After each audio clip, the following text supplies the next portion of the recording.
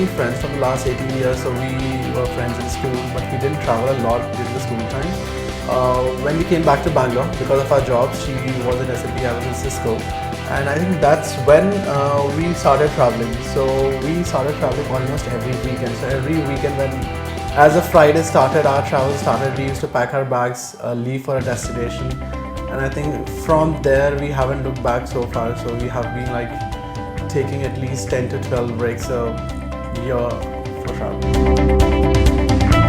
Our first experience of traveling together was the rainforest trek in Wayanad. It was a very exciting trek. It was a trek to a haunted waterfall. We were 6 of us who started this, and one of us was injured and was packed in the car, but the rest 5 continued the journey on. When we were traveling, we were getting so many experiences, and these experiences was not online. It's just we were discovering them. So we started blogging, we started writing about these experiences, and eventually we had close to 300 experiences being documented over our website. So that's how Thrillophilia started. Startup is like your baby, you have to nurture it. So definitely a lot of time goes into Thrillophilia. It could be from 10 to 14 hours a day, but we do try to balance a lot between our passion for travel and nurturing our startup. There's another thing that we do every time we travel. So we prefer to pick up a place which is really remote and where there is hardly any network. And if there is a network, I would take his phone and I would say let's just remove the SIM, because if the phone is on, there is something happening at Thrillophilia which will come and which will, you need to get into it, you just can't get off it, right? The most thrilling experience was the Fin Komodo drive that we did in Bali. This was a drive to the haunted waterfall.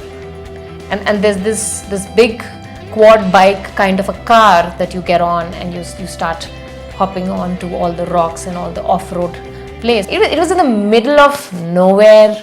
Forget connectivity, you won't find a human being there.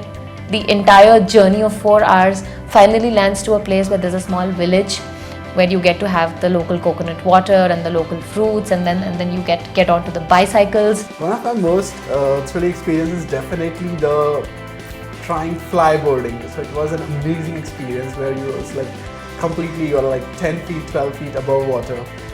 But the fun ended with I breaking my knee when I made a twist and I fell down in water and I just twisted my knee. And post that, we still had our vacation of like 5 days. So instead of coming back to India, yes, couple of days I did spend in the hotel, and then these Chitra and one of our friends took me around Bali on a wheelchair, and we are going clubbing and I'm on a wheelchair, and like people are saying like what? Yeah, that was fun.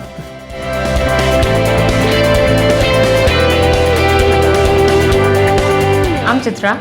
I'm Abhishek. We explore to travel. And travel to explore. And that's our work-life quotient.